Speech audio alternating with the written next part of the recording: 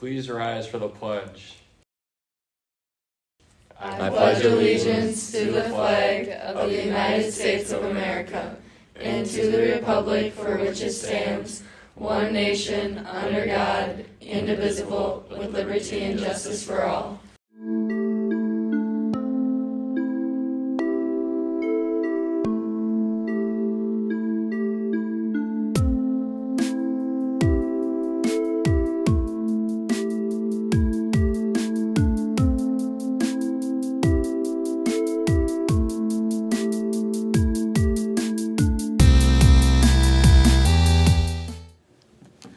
Hello, Tigers! Today we've got notes from band and choir as well as Wang Shikwashek. Since this is the last Paw Print Live before we wrap up for Thanksgiving break, we've got some treats for you. First, with the Thanksgiving holiday around the corner, many of us were wondering which Thanksgiving food was the worst.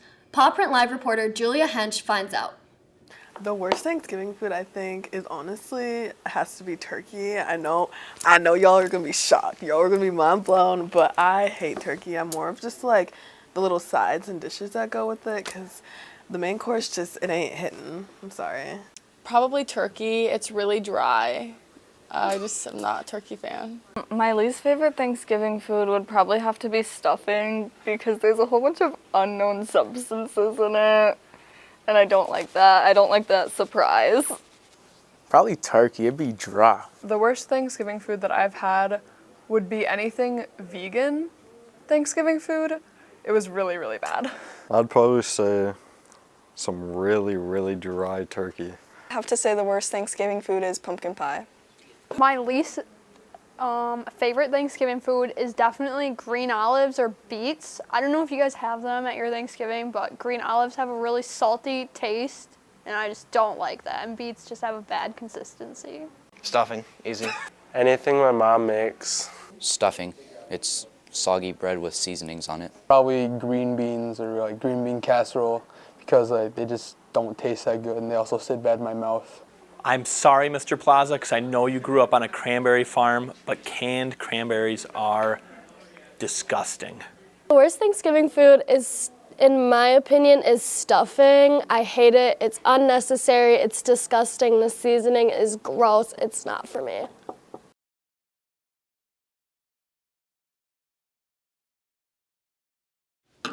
Thanks to the long list of people who dished on their least favorites, it sounds like dry turkey and stuffing top the list. Next, Kat Klopp spent the last month filming Cranberry Harvest and just finished up this piece today. Maybe this will put a smile on Mr. Plaza's face after Mr. Johnson comments on the last video. A business that started from the ground up, owned by a single family, has extended into an entire business, cultivating their best efforts into a full-fledged field.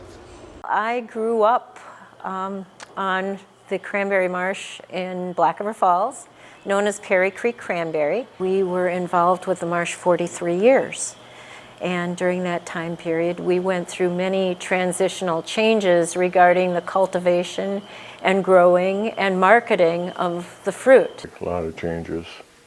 Went from a lot of manual labor to a lot of mechanical. Ocean Spray is still doing their best to create new and hardier varieties of cranberries.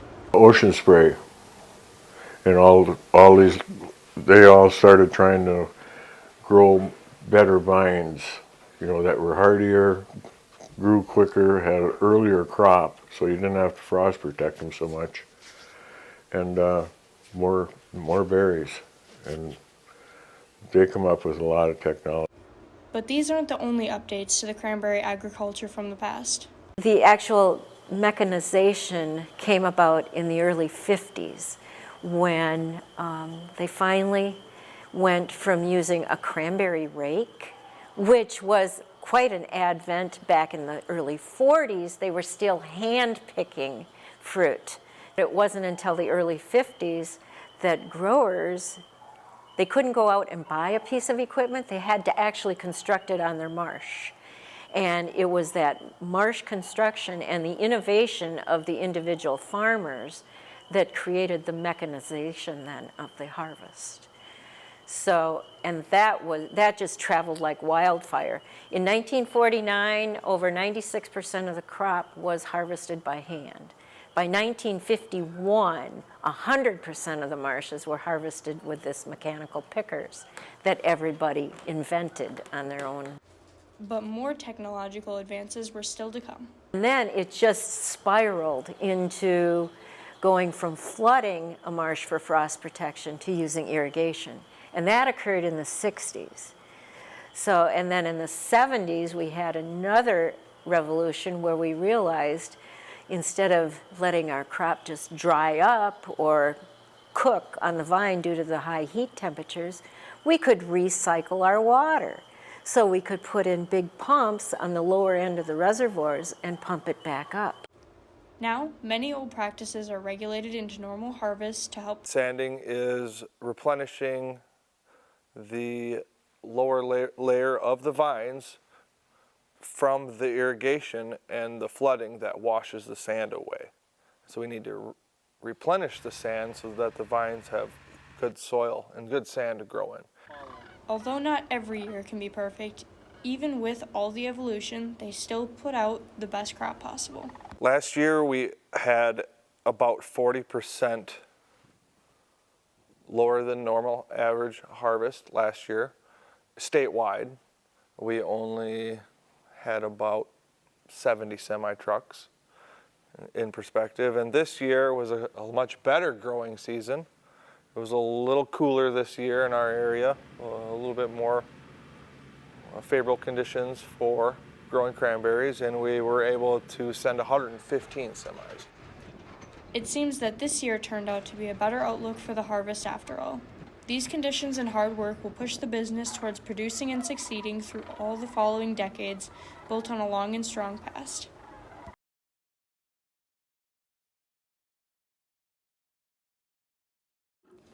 So knowing all that, it boils down to this: canned cranberries or homemade cranberries? Go vote on the poll in Paw Print. By the way, if you haven't seen it ever or just lately, the Paw Print website is being updated with the SRL class's first articles this week. Keep checking back for news and to see new and old videos. It's got a fresh new look. Check it out at brfhspawprint.com. And now, 2 announcements from Wangsheek-Washek. Wangsheek-Washek is selling Wechanwang Kiri Kirish shirts. Wechanwang Kiri Kirish is Tiger and Ho-Chunk. Contact Miss Munden or Mia Falcon about ordering one. And if you'd like a little competition to spice up your Wednesday, Wangsheek-Washek is also hosting a moccasin tournament on Wednesday, November 23rd. Sign-ups are on the board outside the Ho-Chunk room.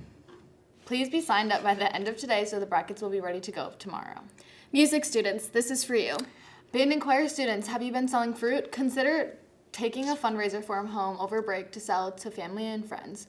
Order and payment are due November 30th. And one last reminder. Get your senior photos turned in by tomorrow at the link Miss Teedens keeps sending to your email. For Paw Print Live, I'm Peyton. And I'm Julia. Have a great Thanksgiving break, everyone.